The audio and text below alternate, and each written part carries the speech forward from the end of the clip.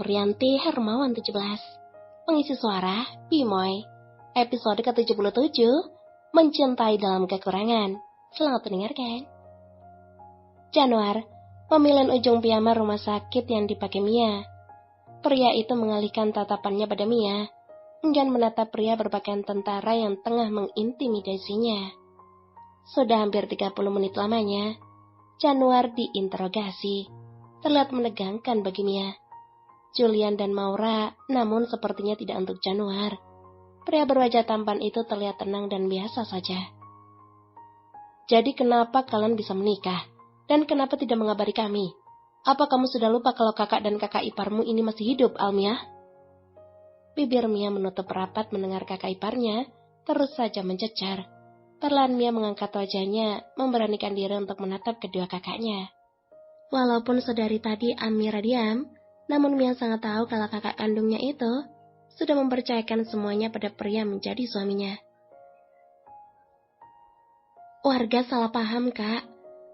Aku juga mau jujur sama kalian. Mia menelan saliva susah payah. Helaan napas pelan kembali terdengar dari mulutnya. Mungkin saat inilah dia harus jujur tentang pekerjaannya selama ini. Mia tidak ingin kedua kakaknya menyalahkan Januar. Kamu berbohong apa sama kami? Kini Amira ikut angkat bicara. Ibu satu orang putra itu menatap tajam pada adiknya. Amira yang dididik keras dan sudah mandiri sejak kecil, merasa tidak berguna sebagai kakak saat ini, karena tidak mengetahui apapun tentang adiknya sendiri.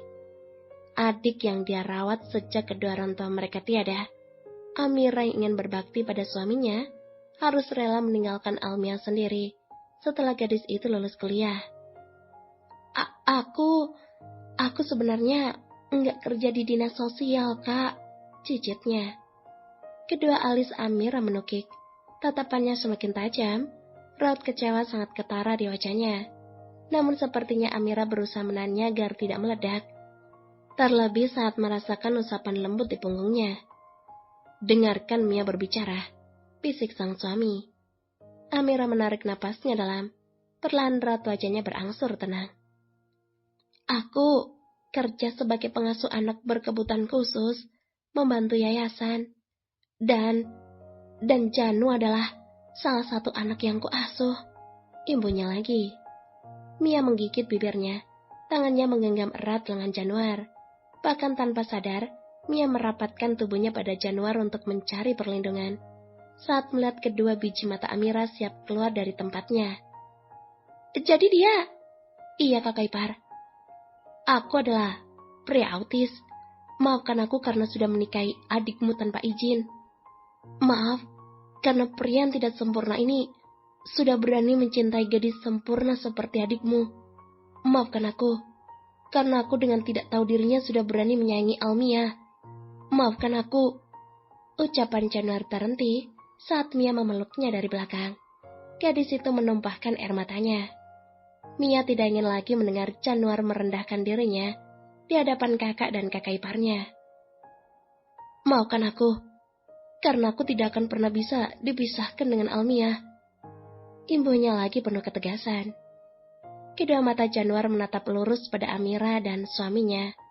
Tidak ada keraguan, tidak ada rasa takut, yang ada hanya keyakinan dalam matanya. Kedua tangan Januar menggenggam tangan Mia yang melingkar di dadanya, memberikan remasan lembut, menyalurkan kekuatan kalau semuanya akan baik-baik saja. Di kursi lain, Maura sudah menyembunyikan wajahnya pada bahu Julian. Calon dokter muda itu terisak pelan, entah kenapa, ucapan calon adik iparnya itu begitu menyayat hati. Mungkin kalau orang awam yang mendengarnya, mereka akan mengira kalau Januar adalah pria normal seperti orang kebanyakan. Namun bagi Maura, itu adalah kata-kata terindah yang pernah dia dengar. Maura tidak menyangka sahabatnya itu akan mendapatkan pria yang begitu mencintainya dalam kekurangan. Udah, jangan nangis. Nanti kalau Janu dengar, dia bisa nangis juga, bisik Julian. Pria itu mengusap kepala Maura, memberikan ketenangan pada kekasihnya. Kamu mah, adek kamu ngomong kayak gitu gak ada haru-harunya. Kakak macam apa kamu, Jul? Cubik Maura kesal. Julian hanya terdiam. Pria itu mengatupkan bibirnya rapat. Tidak ingin membalas, kalau dirinya membalas bisa panjang urusannya. Tapi kamu sudah menikahnya tanpa izin kakaknya. Dan kenapa kalian bisa menikah? Bukannya kalian pengasuh sama itu sudah takdir Tuhan, Bu Persit.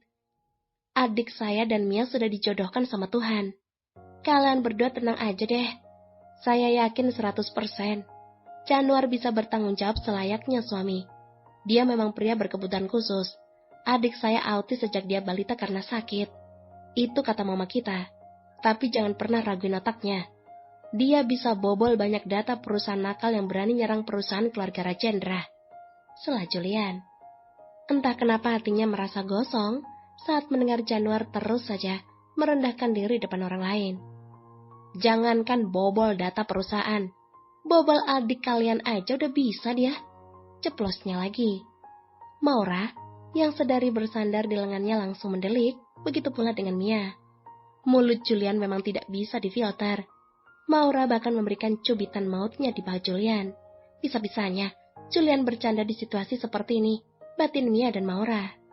Iya, aku pintar bobol. Bobol apa aja bisa. Iya kan Mia? Astaga, ini lagi. Mia semakin menenggelamkan wajahnya di punggung Januar. Bahkan dengan gemas, Mia membenturkan kepalanya pada punggung lebar suaminya. Sedangkan Amira dan suaminya hanya saling lirik. Lalu kedua orang itu terlihat menghela napas secara bersamaan.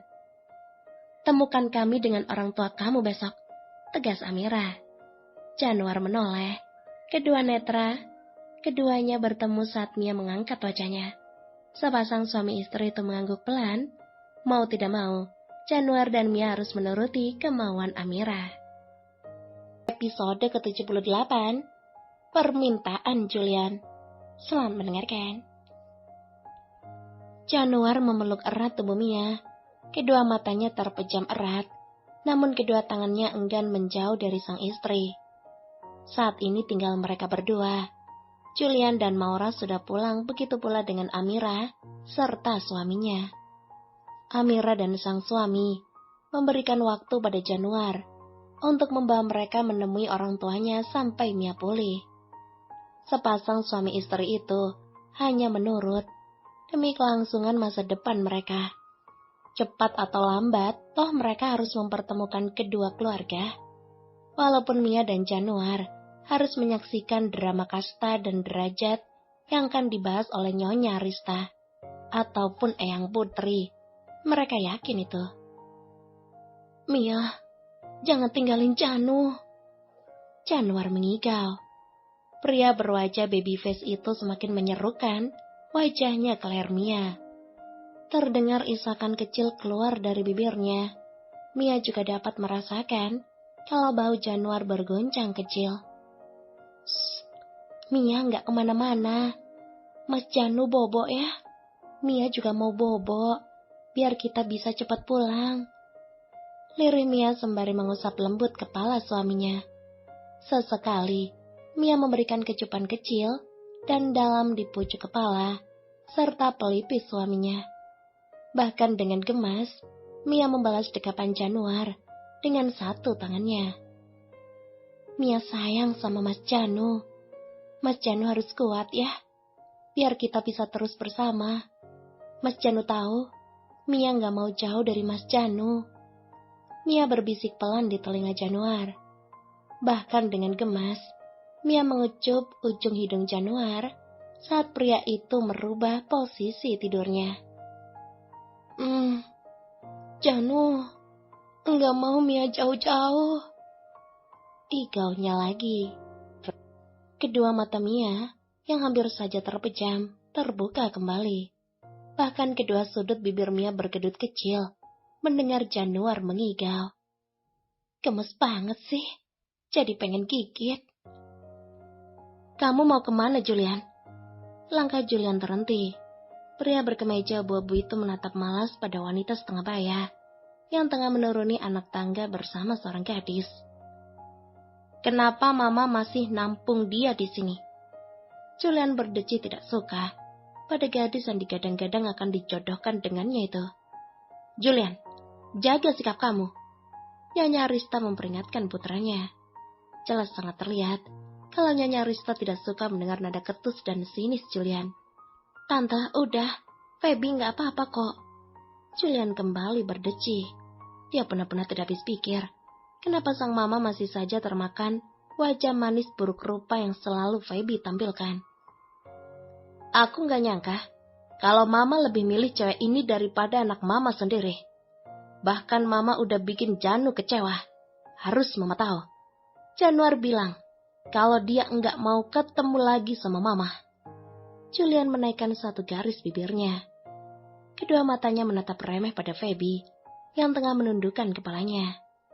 Kedua tangannya saling memilin karena gugup. Sudah pasti gadis itu gugup. Lihat saja tatapan tajam dan raut wajah Julian yang begitu tidak bersahabat sama sekali.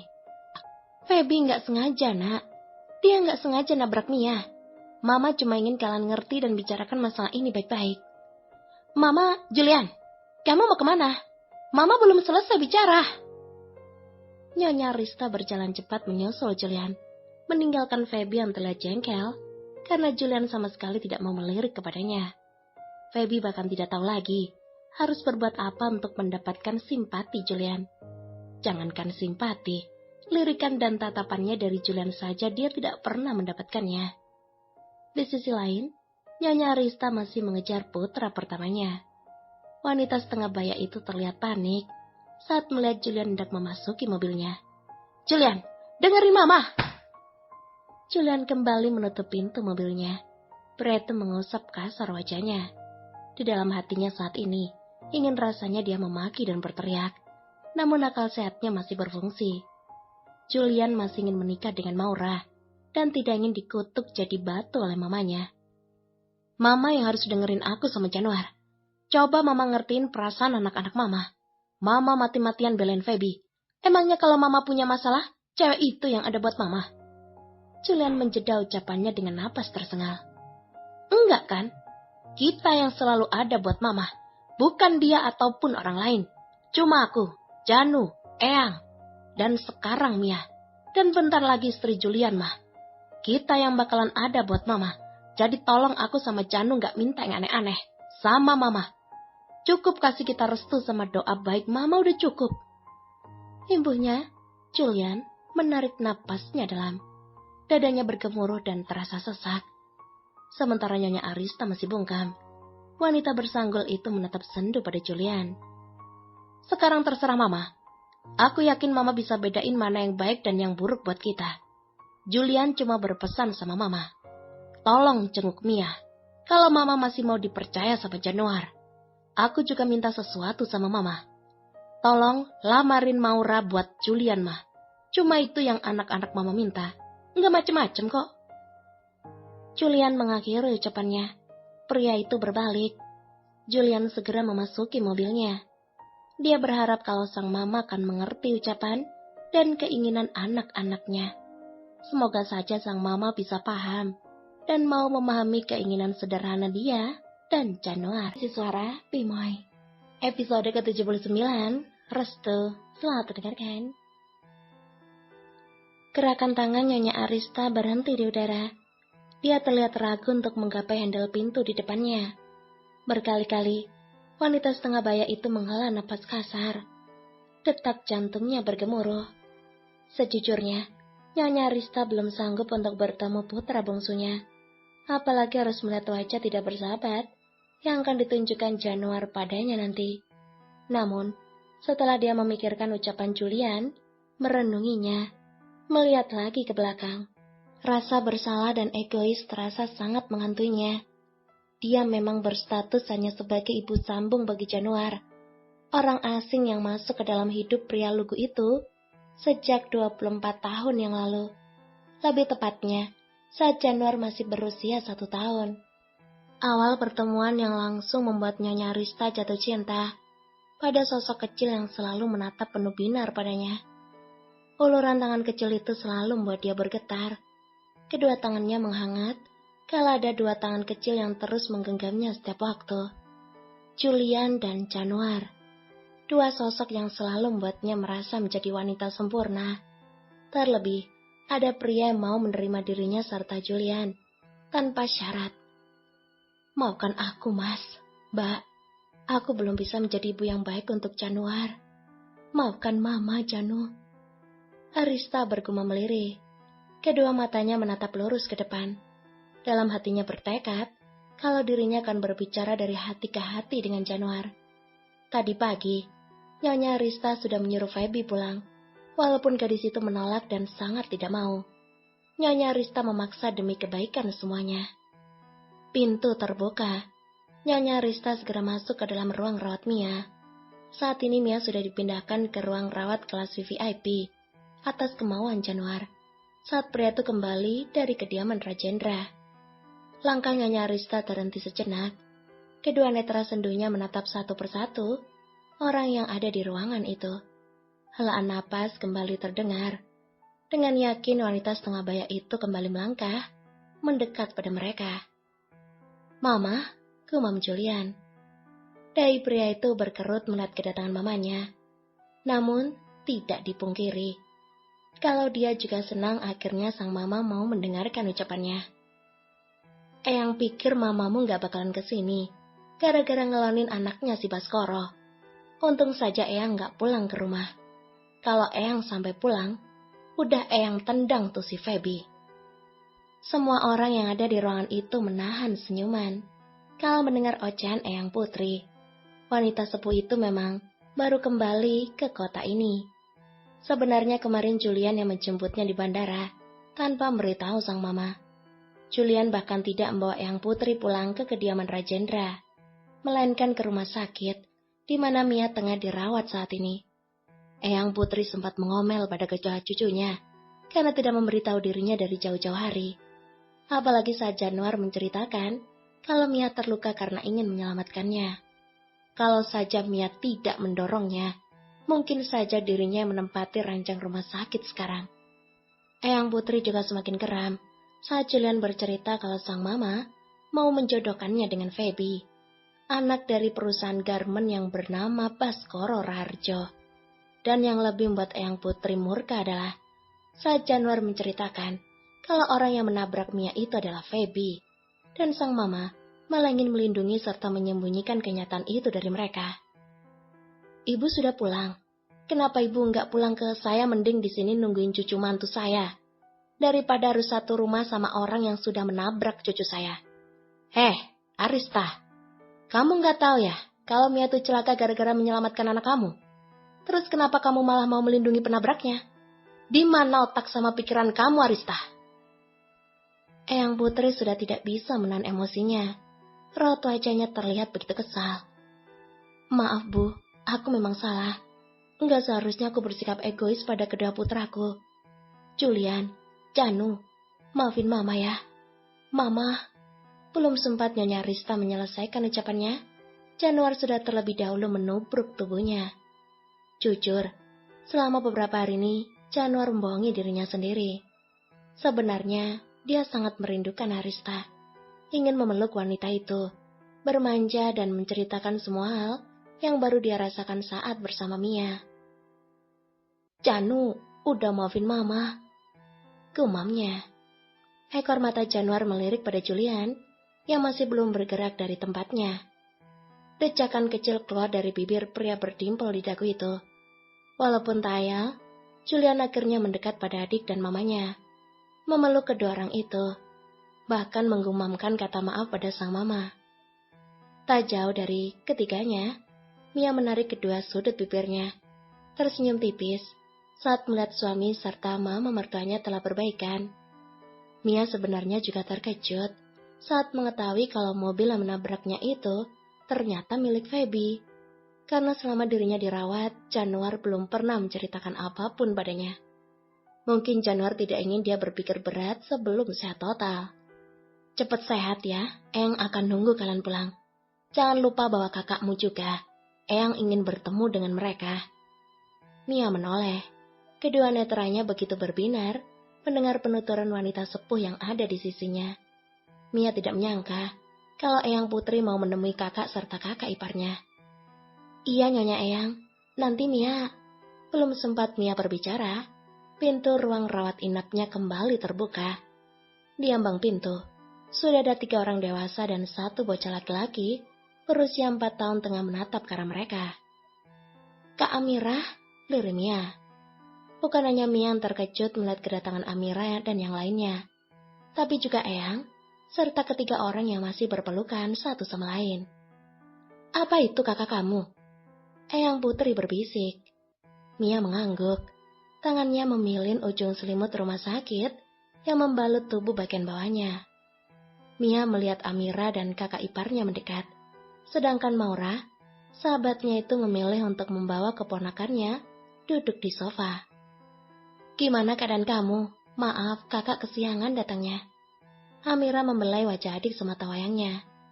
Ekor matanya melirik pada wanita sepuh yang tidak jauh darinya.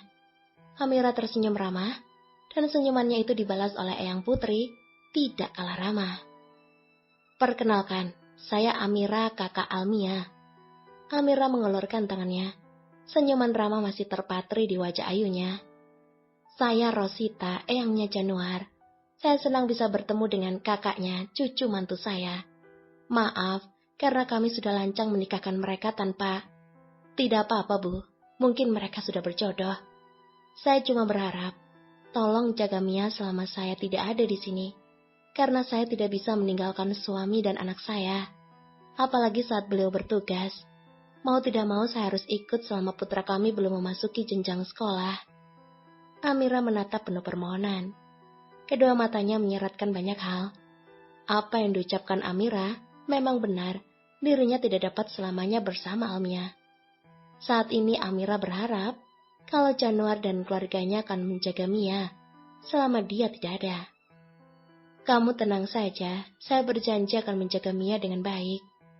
"Bukan, itu bukan Eyang Putri yang menjawab, melainkan Nyonya Arista yang masih dipeluk oleh kedua putranya." "Terima kasih," ujar Amira tulus. Wanita beranak satu itu kembali menatap Mia dengan wajah bahagia, sedangkan Mia masih terkejut dengan pernyataan mama mertuanya. Dia tidak menyangka kalau Nyonya Arista akan berbicara seperti itu. Apa itu artinya Nyonya Arista merestui pernikahannya dengan Januar sekarang? "Aku juga mau mengenalkan seseorang sama Mama dan Eyang." Julian mulai berbicara. Pria itu melepaskan dekapannya, perlahan mundur mendekat pada Maura, yang tengah bermain bersama putra Mira. "Perkenalkan, ini Maura. Dia calon istri aku, Ma, Eyang. Aku minta restu dari kalian dan tolong lamarin dia buat aku. Tolong, aku udah gak tahan liatnya sama Janu. Mama, please, ngertiin aku kali ini aja." Julian menatap penuh harap pada mamanya, bahkan pria itu terdengar merengek seperti anak kecil. Maura bahkan terlihat mengernyit geli mendengar rengekan kekasihnya. Episode ke-80, Agresif. Selamat mendengarkan. Seminggu sudah Mia kembali ke kediaman Rajendra. Saat ini Mia tengah sibuk membungkus beberapa parcel bersama para pelayan dan Nyonya Rista. Esok, keluarga Rajendra akan berkunjung ke rumah Wibisono untuk meminang putri tunggal keluarga itu. Kedua sudut bibir Mia terangkat. Hatinya ikut berbahagia saat Maura sahabatnya sudah mendapatkan tambatan hati yang sebenarnya. Dengan semangat, Mia memasukkan 2 pasang sepatu mahal ke dalam kotak parcel. Sepertinya bukan hanya benda ini yang Julian berikan untuk calon istrinya, namun masih banyak lagi. Beruntung sekali sahabatnya itu. Ekor mata Mia melirik ke arah jam yang tergantung di dinding. Mia sedikit terkejut, ternyata hari sudah mulai sore. Tapi dia belum sempat memberikan camilan dan obat untuk Januar. Mia segera bangkit, kedua tangannya menepuk potongan kertas yang menempel di pakaiannya. Mah, aku mau lihat Mas Janu dulu ya," ujar Mia terbata. Jujur Mia masih canggung saat harus memanggil Nyonya Arista dengan panggilan Mama. Sehari setelah kepulangannya, Nyonya Arista meminta Mia mulai membiasakan untuk memanggilnya Mama. "Iya, nanti kalau udah waktunya makan malam kalian turun ya." Mia mengangguk. Gadis itu segera bergegas menuju dapur membuatkan camilan untuk Januar. Mia segera meraih apron, membongkar isi lemari es, mencari sesuatu yang bisa dia jadikan makanan untuk suaminya. Kedua tangan Mia begitu lihai memotong sayuran dan beberapa buah sosis besar. Sore ini, dia akan membuatkan Januar sosis bakar dengan salad sayur. 30 menit lamanya. Mia bergelung dalam Mia bergelung dalam dapur. Kedua menu masakannya sudah siap dan Mia harus segera bergegas menuju kamarnya. Mia segera meninggalkan dapur setelah membereskannya.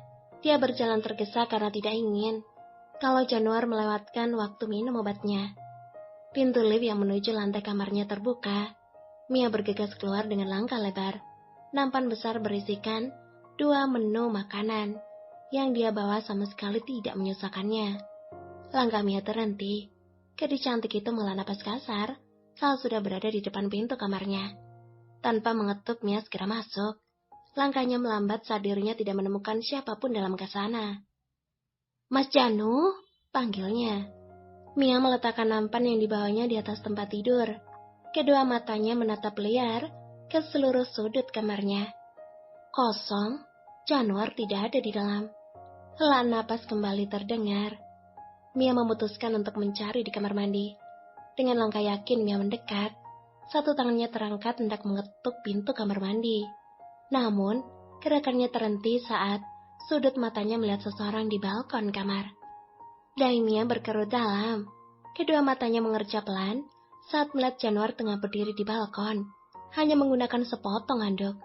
Bahkan saat ini Januar tengah bersandar nyaman di pembatas balkon. Kedua tangannya terlipat di dada. Netranya menatap lembut ke arah Mia dengan senyuman menawan di bibir semerah cerinya. Tubuh Mia tertanam di tempat. Kedua matanya tidak lepas dari Januar. Terlebih saat pria yang berstatus sebagai suaminya itu mulai berjalan ke arahnya. Senyuman menawan yang Januar tampilkan saat ini tidak surut sedikit pun. Napas Mia tercekat, tenggorokannya naik turun.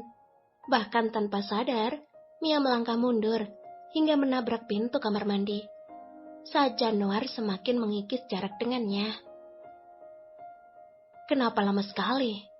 Suara serak dan berat Januar membuat Mia meremang. Punggung gadis itu sudah terhimpit. Mia merapat pada pintu kamar mandi saat Januar terus saja mendekat. Janu nunggu Mia. Kenapa Mia lama datangnya? Mia mengalihkan tatapannya ke arah lain. Entah kenapa, beberapa hari ini Mia merasa kalau Januar agak sedikit berbeda. Agresif lebih tepatnya. Terlebih setelah Januar dan Nyonya Rista mendaftarkan pernikahan mereka di kantor KUA, bebarengan dengan Julian dan Maura. Artinya, sudah 1 minggu ini Mia dan Januar sudah resmi menjadi suami istri sah, secara agama dan negara. Mas, Janu belum minum obat kan? Satu tangan Mia terangkat, menghadang tubuh polos suaminya yang semakin merapat. Mia bahkan dapat merasakan debaran jantung Januar secara jelas, sangat kencang. Janu gak sakit, Mia. Kenapa harus minum obat terus? Fisiknya. Mia memejamkan kedua matanya saat Januar berbisik tepat di depan bibirnya. Pria bertubuh sempurna itu bahkan menundukkan wajahnya, lalu meraih dagu Mia agar istrinya tidak membuang wajah lagi darinya. "Lihat, Janu udah sehat kan? Sekarang Janu udah siap jadi suami seutuhnya buat Mia." Imbuhnya lagi. Tanpa aba-aba, Januar memberikan satu kecupan dalam di bibir Mia. Melahapnya secara perlahan. Memagutnya pelan, tanpa memberikan kesempatan pada Mia untuk melepaskannya. Kedua tangan Januar sudah meraih pinggang kecil istrinya. Perlahan, merambat ke area atas untuk meraih tengkuk Mia, guna memperdalam pakutannya. Mia yang masih terkesiap belum memberikan respon apapun. Dia membiarkan Januar mengikuti insting kelelakiannya. Mia ingin melihat sampai di mana ilmu yang Januar dapatkan dari Julian. Jangan kira Mia tidak tahu kalau selama ini Januar sudah didoktrin oleh kakak iparnya dengan hal yang berbau dewasa. Beberapa belas menit berlalu, Januar belum menghentikan ciumannya. Pria itu hanya memberikan jeda beberapa detik pada Mia untuk bernapas. Setelah itu Januar akan kembali menyerang istrinya. Bahkan saat ini, Mia sudah berada dalam gendongan Januar saat pria itu semakin memojokkannya ke tembok. Perlahan, kedua tangan Mia melemas, bergerak pelan menuju tengkuk dan berakhir di atas kepala suaminya. Mia sepertinya mulai terpancing. Dengan hati-hati, Mia mulai menggerakkan bibirnya, menekan dan meremas kepala Januar. Suara decapan dan lengahan keduanya begitu merdu. Tanpa Mia sadari, saat dia membalas pakutan Januar, salah satu sudut bibir pria itu terangkat. Cengkeraman yang Mia berikan semakin brutal. Bahkan Januar mendesis pelan saat Mia menarik rambutnya. Desisan dan lenguan itu ternyata masih bisa didengar oleh seseorang dari luar kamar. Tubuh orang itu membatu. Tangannya hendak meraih handle pintu kembali terurung. Masih siang gila. Lain kali kalau mau tebar cebong kunci dulu pintunya. Omelnya kesal. Selamat mendengarkan. Jari jemari lentik Mia terus saja menyusuri permukaan wajah Januar. Wajah polos yang berubah ganas, bahkan terlihat berbeda kalau mereka bercinta beberapa saat yang lalu. Kedua sudut bibir Mia terangkat. Gadis itu ralat. Wanita itu semakin merapatkan tubuh nekatnya pada Januar, mendekap tubuh suaminya, menikmati kehangatan yang baru pertama dia rasakan. Mia menatap wajah pulas itu dengan lekat. Tangannya terus saja menyusuri setiap lekuk wajah Januar tanpa ragu. Wanita itu menggigit bibirnya saat mengingat betapa polosnya Januar saat bertanya, kenapa benda pusaka miliknya bisa membesar? Padahal saat itu mereka berdua sudah berada di pertengahan perang, hanya tinggal menusukkan pedang pada para setan. Tapi Januar malah menjeda, karena melihat pedang pusakanya semakin memberontak. Sebenarnya Mia juga agak sedikit malu saat harus menjelaskannya. Tapi karena demi kelangsungan hidup manusia titisan darah Januar Rajendra, akhirnya Mia memberanikan diri untuk meraihnya. Membimbing Januar secara langsung, agar dapat menunaikan kewajibannya sebagai suami. Pengalaman pertama yang tidak akan pernah bisa Mia lupakan seumur hidupnya. Di saat pasangan lain bisa dengan mudah melakukan hubungan intim untuk pertama kalinya, dirinya justru harus menjadi guru privat secara otodidak. Sebagian besar pasangan suami istri, pihak suami akan lebih dominan dan membimbing istrinya saat mereka making love. Tapi lain dengan dirinya dan Januar, justru Mialah yang lebih dominan, membimbing Januar ke jalan yang lurus. Januar sempat terkejut dan ingin mengakhiri permainan mereka saat Mia memekik pelan kalau pedang pusaka suaminya itu mulai melakukan tugasnya. Sepertinya Januar terlalu antusias. Namun setelah Mia menjelaskan kalau dirinya akan baik-baik saja, asalkan Januar bermain halus dan pelan. Tong gurung gusu jika diberi jurik. Maksudnya jangan terlalu heboh, dinikmati saja. Hingga akhirnya keduanya berhasil menggapai surga dunia. Walaupun usapan lembutnya semakin lemah. Wanita berambut panjang itu menguap. Perlahan rasa kantuk mulai menyerang. Sudut matanya melirik jam yang tergantung di dinding. Waktu sudah mulai larut. Suara perutnya berdendang minta dipuaskan, tidak mampu menghilangkan rasa kantuknya.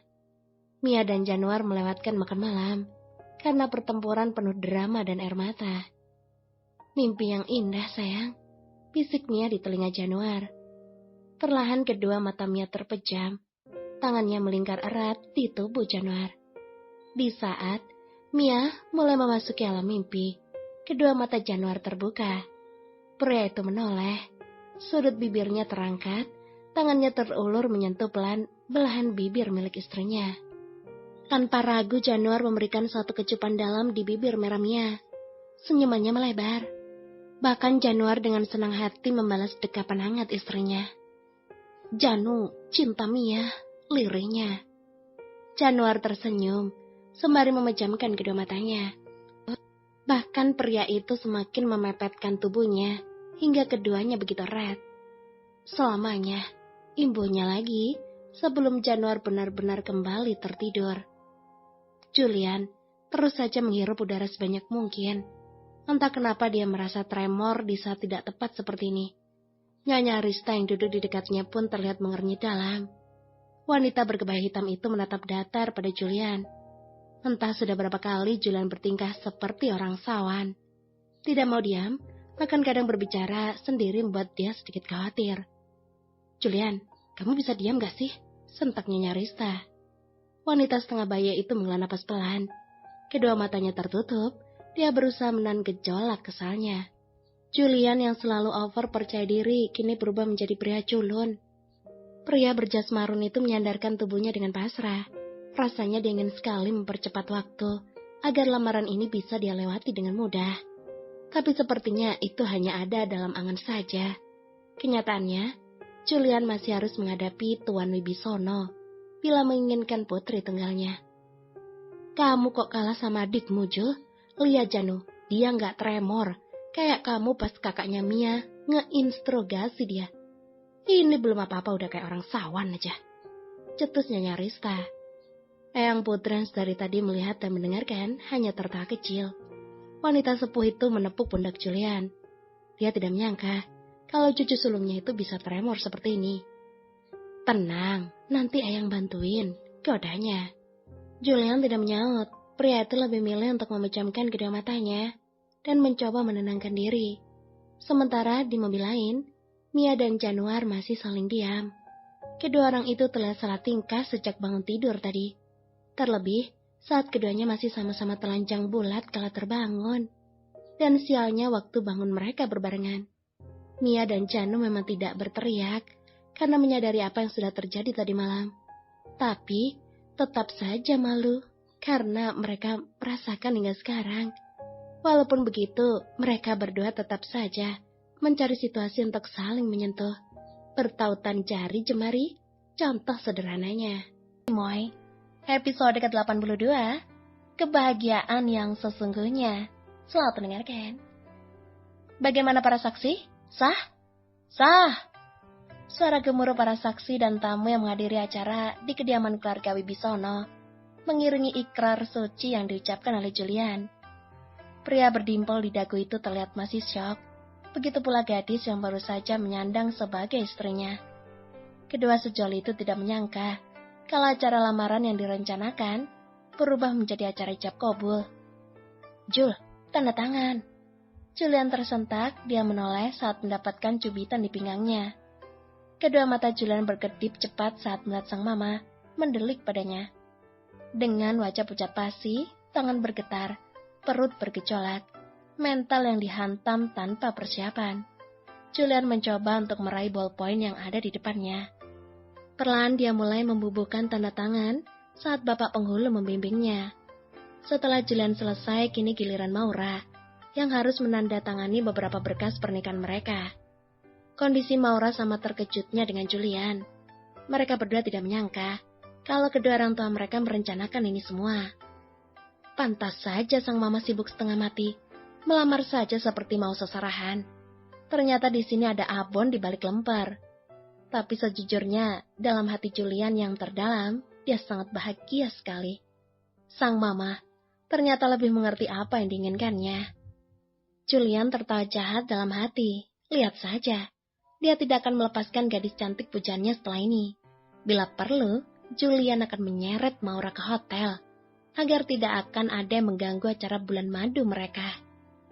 Ngapain kamu senyum-senyum, Eyang Putri menatap ngeri pada cucu sulungnya. Wanita sepuh itu bahkan menepuk salah satu pipi Julian, agar pria itu sadar dan tidak membuat malu. Ah, Eyang mah, buyarkan semuanya, gerutu Julian. Dahi Eyang Putri mengerut. Sudut matanya melirik pada Januar dan Mia, yang masih berdiam diri di tempatnya. Mereka juga tidak menyangka, kalau Julian dan Maura akan menikah hari ini. Julian sama kayak Janu ya, dinikahin dadakan, lirik Januar. Mia masih bisa mendengarnya langsung menoleh. Wanita itu menahan senyuman saat melihat wajah Januar yang terlihat menggemaskan di matanya. Perlahan Mia mengulurkan tangannya merangkul lengan suaminya. Tapi, Mas Janu seneng kan nikah sama Mia? Tanya Mia pelan. Wanita itu mendongak, kedua mata jernihnya menatap lembut pada pria yang sudah resmi menjadi suaminya luar dan dalam. Senyuman Mia terbit saat Januar menunduk. Netra keduanya saling bertaut sebelum Januar juga tertular senyuman istrinya. Januar mengangguk malu-malu. Pria itu menyembunyikan wajah merahnya di pundak Mia. Bahkan sekarang, Januar yang memeluk istrinya. Saat ada beberapa mata mengarah pada mereka. Nanti, Janu mau lagi ya? Fisiknya lirih. Kedua telinga Mia masih berfungsi mampu mendengar bisikan suaminya. Mia terlihat salah tingkah. Wajahnya merona karena menahan malu. Ucapan yang Januar lontarkan mampu membuat urat syarafnya menegang. Terlebih, saat ini Mia dapat merasakan hembusan napas hangat di ceruk lehernya. 2 bulan setelah pernikahan Julian dan Maura, kini sepasang pengantin baru dadakan itu memutuskan untuk tinggal di apartemen milik Julian. Sedangkan Januar dan Mia tetap berada di kediaman Rajendra. Sementara sebelum Julian memutuskan untuk pindah, resepsi pernikahan mereka berempat digabungkan dalam satu acara dan tempat sesuai dengan rencana dua keluarga. Tidak terlalu mewah, namun sangat berkesan untuk para tamu undangan dan tuan rumah. Dan lagi, sebenarnya Nyonya Arista sempat tidak rela saat melihat Julian pindah rumah.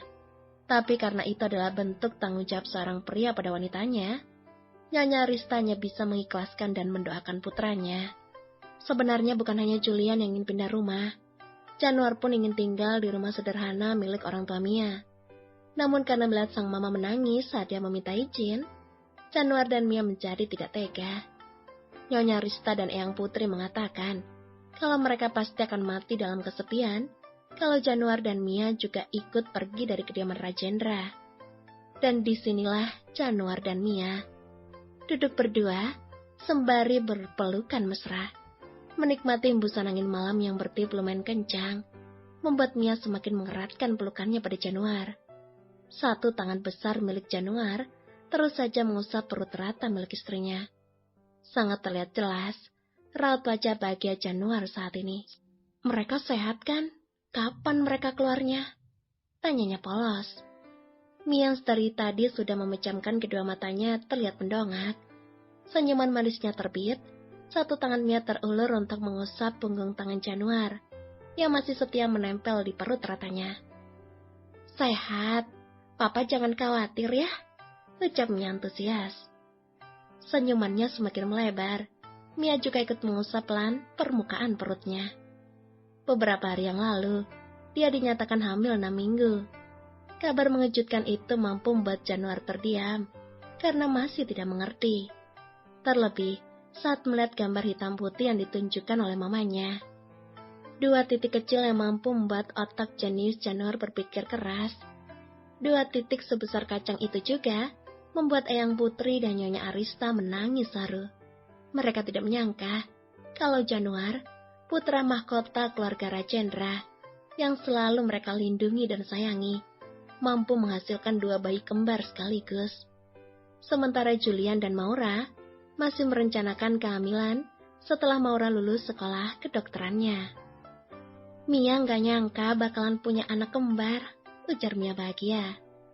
Tanpa mampu diungkapkan oleh apapun, Mia begitu sangat bahagia.